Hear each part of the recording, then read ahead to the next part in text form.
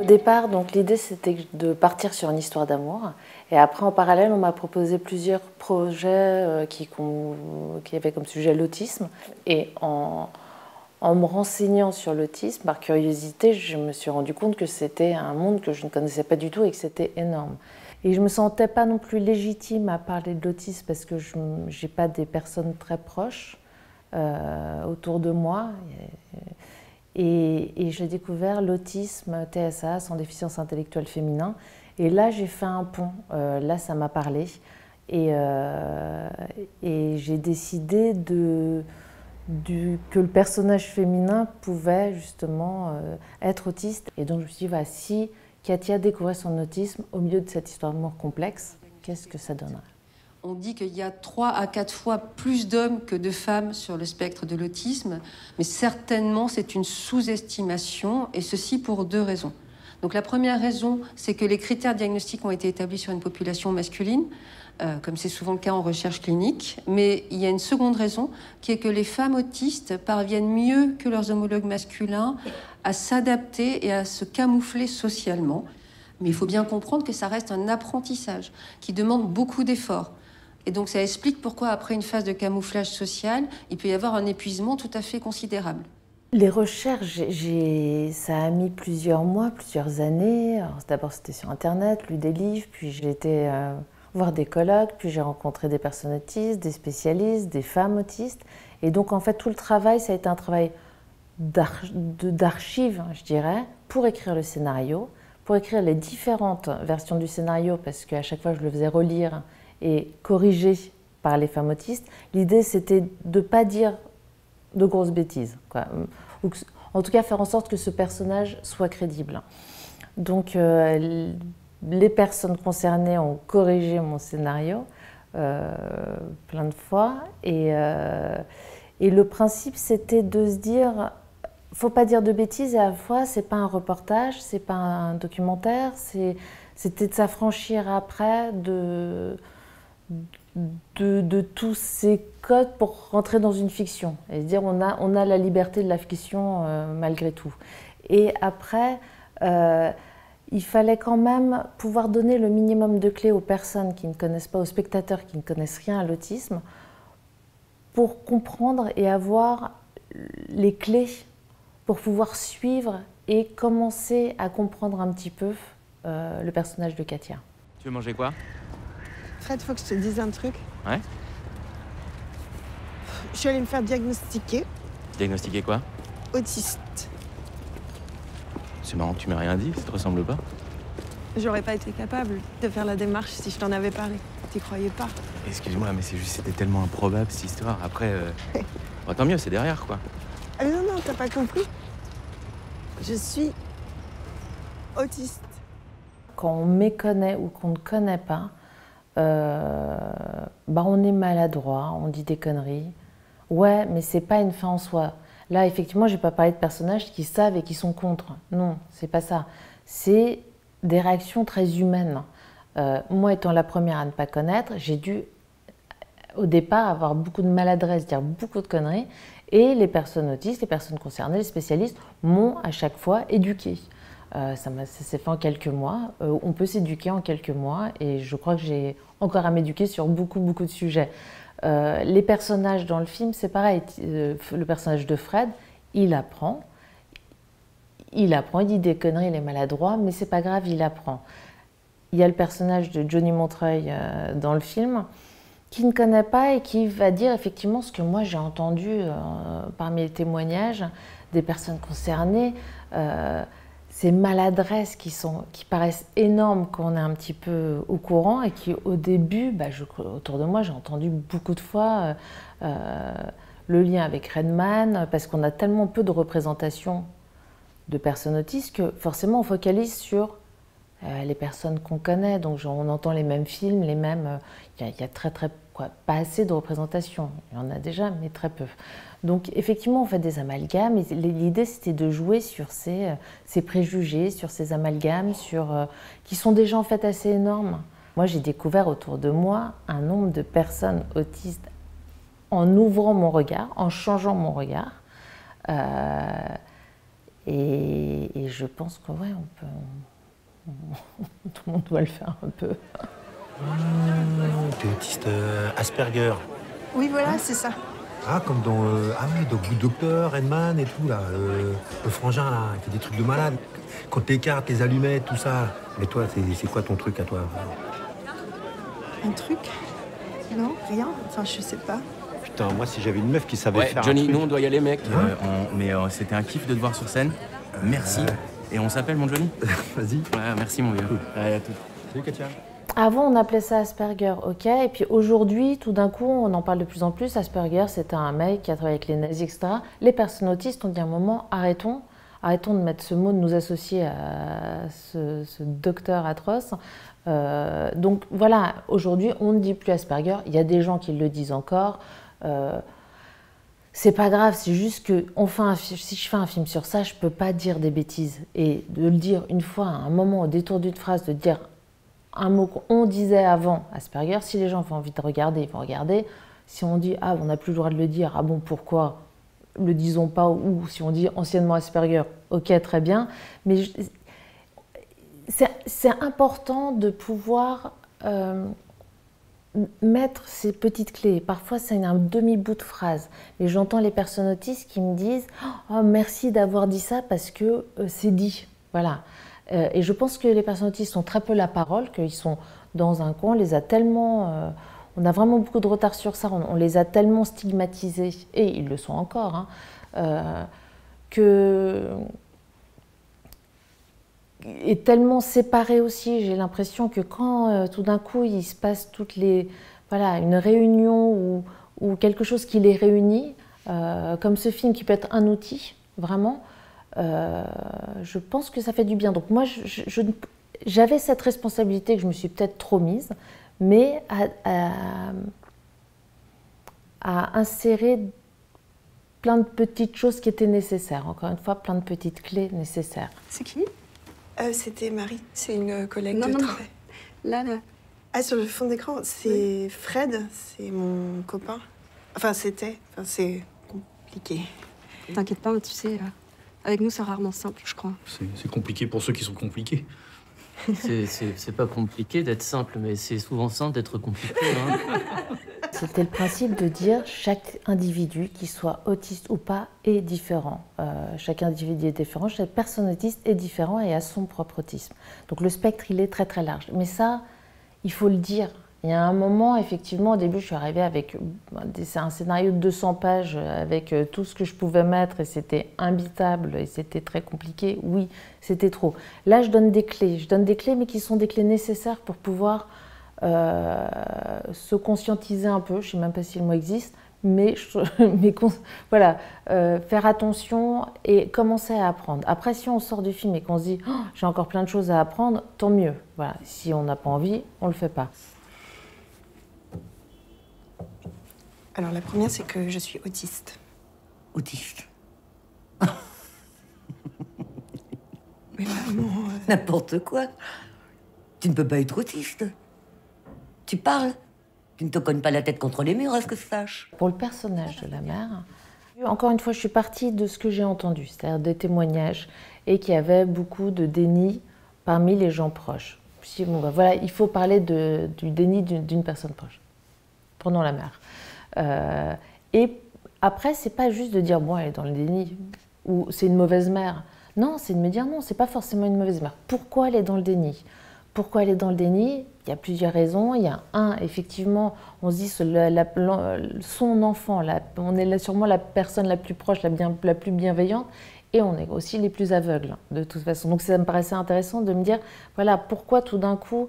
Au bout de 35 ans, elle refuse, quand sa fille lui dit qu'elle est autiste, pourquoi elle refuse ce diagnostic? Mais parce qu'on lui dit, elle le prend comme un boulet de canon en disant voilà, tu as été une mauvaise mère, tu n'as pas vu ce qu'avait ta fille. Donc c'était que ça soit humanisé, voilà, d'humaniser ce déni. Et de se dire, bah oui, c'est une femme d'un certain âge qui, à son époque, à cette époque-là, on disait que l'autisme était dû aux femmes, aux mères qui étaient voilà, des mères frigidaires, qui étaient des mères comme elles n'avaient pas suffisamment aimé leurs enfants, les enfants étaient autistes. Donc à chaque fois, ce qui m'intéresse, c'est de trouver pas si la psychologie de la personne et comment elle va réagir et pourquoi elle réagirait comme ça. Et après, c'est de les mettre ensemble et de se dire, bon, voilà, ils sont tous différents, encore une fois, ces personnages sont tous différents, et si elle réagissait, et si ça le mettait plus longtemps, et je pense qu'en étant mère, bah, ça peut mettre du temps. Donc, laissons-la un peu dans son déni, jouons avec le déni. Donc l'idée, c'est de... Ouais, c'est ça, c'est de, caractériser chaque personnage, et après de me dire comment ça réagit ensemble. Les réactions me plaisent. Les réactions, les émotions, que ça aille, heureusement, à des moments, mais souvent que ça aille pas et que ça réagisse, en tout cas. Mais Katia, ma chérie, on parle. On ne fait que parler.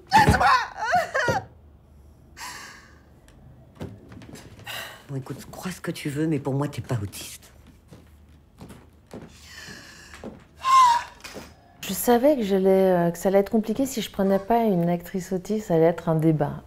Donc je me suis dit, et à la fois, moi, c'était l'idée de choisir la meilleure personne, la meilleure actrice pour le rôle, qui était pas évident, parce que jouer une personne autiste, on peut très vite tomber dans des travers, et je trouvais ça très compliqué, quoi. Moi, il faut trouver la bonne personne. Donc on a ouvert le casting, en fait. On a ouvert le casting aux gens autistes, pas autistes, peu importe.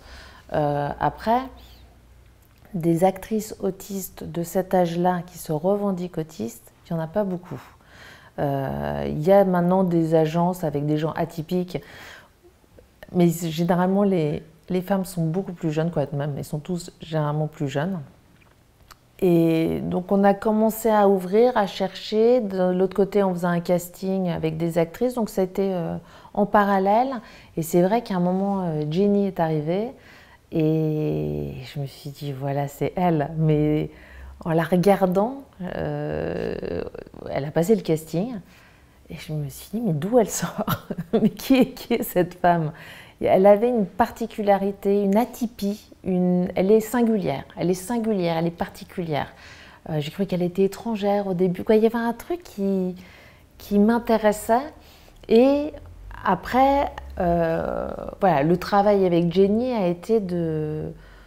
Je lui ai donné un petit peu ce que je savais, parce qu'elle connaissait elle aussi très peu l'autisme. Et on s'est dit, il faut qu'on soit juste. Elle s'est renseignée, elle a rencontré beaucoup de femmes, etc., qu'on parte d'elle pour construire Katia. Donc c'était pas juste de lui mettre sur le dos toutes les signes, les atypies, les petites choses et qu'elle se démerde avec ça. Non, c'était de voir ce qui lui convenait à elle. Il y a des gestes qu'elle pouvait faire qui étaient faux. Il y avait des façons de parler, c'était faux. Et tout d'un coup, on pouvait essayer des choses et on a choisi ce qui était juste. Ce qui était juste et ce qui pouvait construire Katia. Oh, ouais, Katia, c'est moi. Enfin, c'est Fred. Écoute, j'ai envie de te parler. J'ai besoin de te voir. Je me doute que t'es là. Donc si t'as pas envie, t'as pas envie. Mais si t'as envie, j'attends un peu. Je suis en bas. Enfin, je suis là, quoi.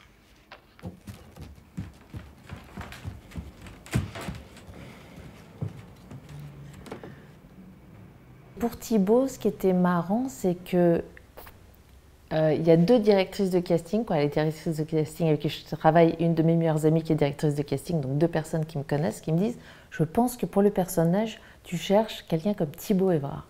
Je ne connaissais pas, je disais « Mais… » Et quand les deux personnes m'ont sorti le nom de Thibaut Évrard, je me suis dit « Il faut que je rencontre ce Thibaut Évrard ». Il m'a fait, je me souviens, il était au tournage au Maroc, il m'a fait une self-tape, et je me suis dit, je pense que c'est bien possible. Donc je l'ai vu quand il est revenu en France. Et après, l'idée, c'était que les deux étaient formidables, mais est-ce qu'ils formaient un couple? Est-ce que le couple était possible? Donc on a fait un casting tous les deux, on a fait une lecture, on a fait un petit bout d'essai pour qu'ils se rencontrent. Et effectivement, ouais, ça a matché tout de suite. Le couple allait exister. Voilà. Katia, je sais qu'on avait dit qu'on arrêtait. Mais je suis malheureux sans toi. Mais Oui, mais on n'y arrive pas. Non, on n'y est pas encore arrivé, mais ça veut pas dire qu'on va pas y arriver. Hein. Avec le chef opérateur, on a plus travaillé l'extérieur et l'intérieur que le moment de césure par rapport à son diagnostic. Même si possiblement on a dû en parler, mais on a vraiment, je dirais que ce soit avec le chef opérateur, avec la costumière, avec les décors, avec la déco, c'était de se dire que son intérieur était cosy. Et pourtant, on est dans une luminosité, un appartement avec des grandes fenêtres. C'est pas parce qu'elle est cosy chez elle qu'il n'y a pas de lumière. C'est pas... Toutes les personnes autistes n'ont pas besoin d'être dans le noir tout seul dans un coin. Il y a des moments, oui, où il y a un besoin de calme et de se régénérer. Et tout d'un coup, de se permettre aussi, tout d'un coup, quand elle est chez elle, d'avoir des moments très fixes, des plans très posés, de pouvoir se poser avec elle. Mais l'idée, c'était de se dire que quand elle sortait de chez elle, c'était plus compliqué. Après, la luminosité, la lumière, c'était une lumière plutôt naturelle. Il y avait aussi le fait d'être à l'épaule, d'être très proche d'elle, de pouvoir la suivre, de pouvoir être dans ce qu'elle ressentait, dans son ressenti. Avant que tu partes, est-ce que tu veux bien juste venir danser avec moi? Je sais pas, allez, Katia. c'est mon anniversaire.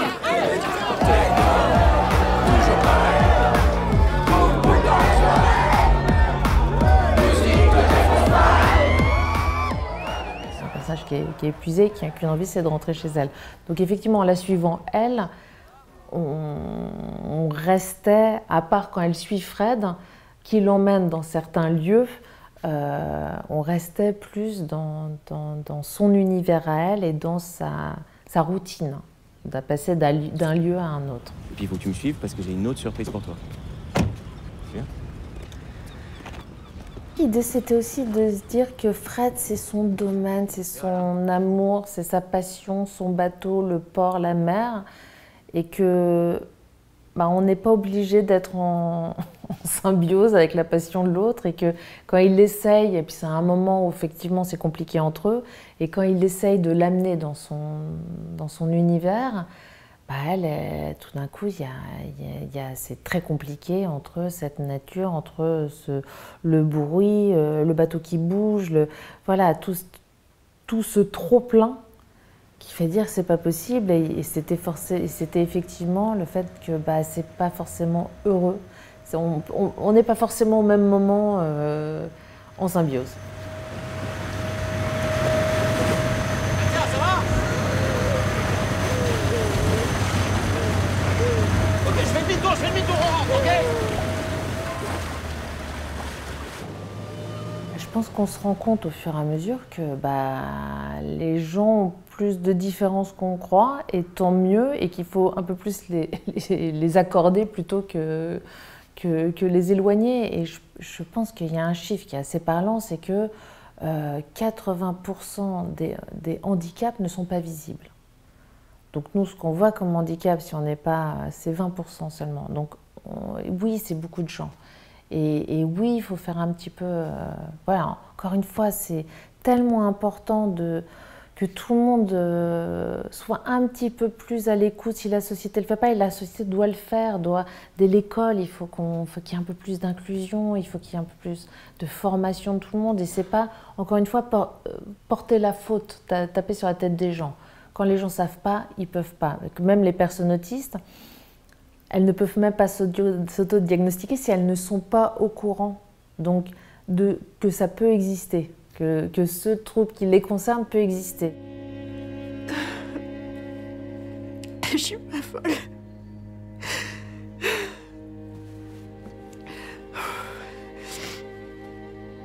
Oui, je suis soulagée.